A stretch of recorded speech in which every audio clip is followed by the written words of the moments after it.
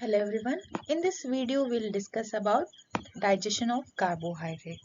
So as we know, carbohydrate is one of the important component for all the activity we are doing. Principal site for the carbohydrate digestion are mainly mouth and small intestine. So these two are the organ where the food is digested. Here, the four phases of the digestion are ingestion, digestion, absorption, and elimination. When any of the food particle is taken through reaches the pharynx, from the pharynx it will go to esophagus, then ultimately it will reaches the stomach. In the stomach, because of it's a high the gastric HCl or high acidic HCl, inactivates some of the salivary enzyme, and the food will be passed as it is into the small intestine. So whatever the remaining digestion process will be there, it will be continued in the small intestine. Later again it will be absorbed in the small intestine only. Then whatever the waste product it will be formed in the digestion process will be moved to the large intestine. From the large intestine, ultimately it will be excreted through anus. So this is the entire digestion process that will takes place for carbohydrate. So here in the mouth we are having some of the enzyme, particularly salivary amylase. Our salivary gland will secrete this particular enzyme. So it will mainly act upon the complex carbohydrate. Wherever there will be alpha 1,4 linkage is there in the carbohydrate, or if the food whatever we are taken is a starch, it will mainly breaks down the alpha 1,4 linkages of particular starch molecule. Then the food particle along with the salivary enzyme will reach as the stomach. In the stomach there is no digestion will take place, but instead the salivary amylase which have passed into the the stomach will get inactivated there. Only the enzyme activity will be inactivated. Food does not undergo any digestion here.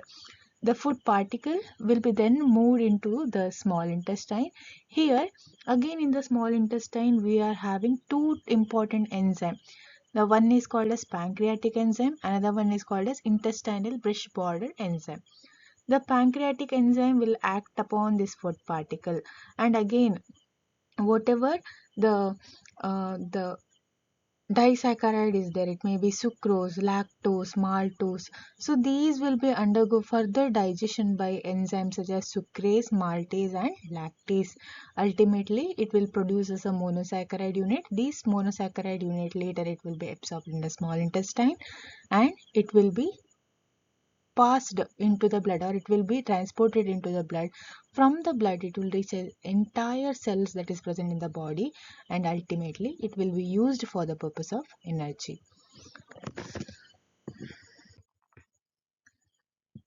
The structure of the monosaccharide we all know. The monosaccharides are the very simple formed carbohydrate, and since it is a simple structure, there is no digestion required for this the monosaccharide. Directly it can be absorbed. No digestion is required. Directly this monosaccharide can be absorbed in the small intestine. Where in the case of disaccharide, or it may be oligosaccharide or polysaccharide, these are little complex structure. So these need to be hydrolyzed, or these need to be broken down in the presence of some of the enzyme. Okay, so then only this particle, once it will lead to the formation of the monosaccharide, then only it can be absorbed. So one thing we have to know here, only monosaccharide can be absorbed in the small intestine. So if it is in a complex structure, if it is in a disaccharide form, or if it is in a polysaccharide form, first it need to be converted into monosaccharide, then only it can be absorbed. So the main organ that is involved in the digestive process are mouth, stomach and intestine. So in the mouth there will be action of salivary alpha amylase, but in the stomach one thing we have to understand, so there is no digestion takes place in the stomach, only inactivation of the salivary enzyme will takes place in the stomach. In the intestine again we are having two enzymes here, one is pancreatic enzyme, another one is a brush border enzyme. The Here in the first step, the digestion of the carbohydrate mainly begins in the mouth only. The salivary gland will secrete one important enzyme that is called as salivary alpha amylase. So this salivary alpha amylase is having one more name that is called as talin.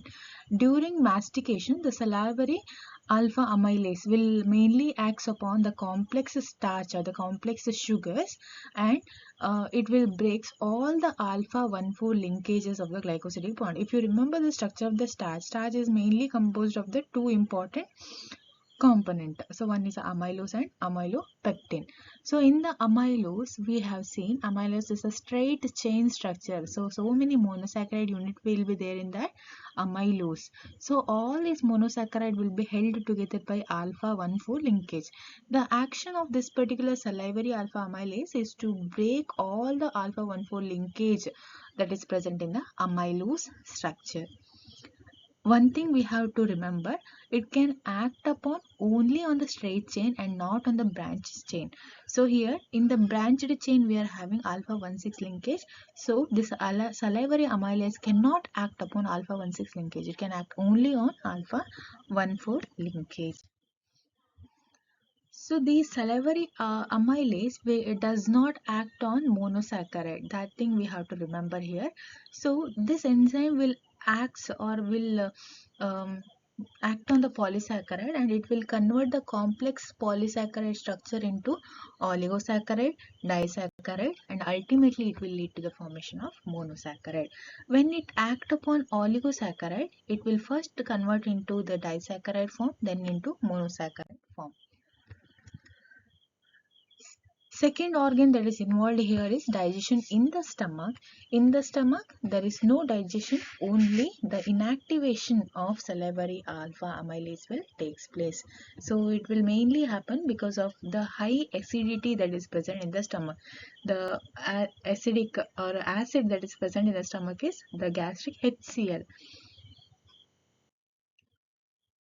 Third organ that is involved here is a small intestine.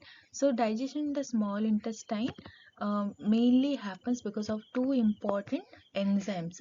In the small intestine, acidity is usually neutralized by the presence of one important buffer that is called as bicarbonate. So again, this bicarbonate will be secreted by pancreas only. So the two enzymes that will be mainly help for the digestion in the small intestine is one is pancreatic enzyme, another one is brush border enzyme. So digestion due to pancreatic alpha amylase, the pancreas will secrete the pancreatic alpha amylase which acts on the starch and glycogen. The function of this pancreatic alpha amylase is to degrade the dextrin further, and this degradation results in the mixture of maltose, isomaltose, and the presence of alpha limit dextrin. The digestion due to intestinal brush border enzyme. So it is a final stage, we can say. Digestion takes place in the upper jejunum. It carried by the various enzymes that are secreted by intestinal brush border cells. Enzyme in the brush border enzymes, brush border membrane are mainly the maltase, isomaltase, sucrase, and lactase. So each enzyme will have its own function. So maltase can act upon only maltose sugar. Isomaltase can act only on isomaltose. Sucrase is the enzyme that can act only on the sucrose. Lactase is the enzyme which can act only on lactose. This thing we have to remember. So if you remember the structure of disaccharide, we know, right? The maltose is made up of two glucose unit. Sucrose is made up of one glucose fructose unit. Lactose is made up of one glucose and galactose unit. When these enzymes will act upon the disaccharide, it will forms two monosaccharide unit only. So here one thing we have to remember, dextrinase is an exception. So it hydrolyzes even alpha 1,6 linkages also. So only dextrinase can act upon alpha 1,6 linkage. So coming to the end product of carbohydrate digestion, so only monosaccharide. The end product here is the monosaccharide will be produced, which will be readily absorbed in the small intestine. Some example for the digestive end product are glucose, fructose, galactose. They are then readily absorbed through the intestinal mucosal cell into the bloodstream. From the bloodstream, it will reaches all the tissues that is present in the body, all the cells that is present in the body. Ultimately, it will be used for the purpose of energy.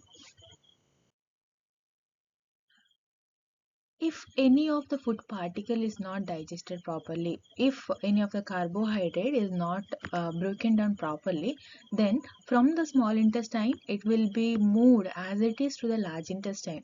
In the large intestine there is no digestion will take place, but instead of that we have some of the bacteria in the large intestine. So it will help for the further degradation of the food particle. So if such a component will exist in the body, we are calling it as resistant starch. So instead, here the intestinal bacteria ferment those food particles.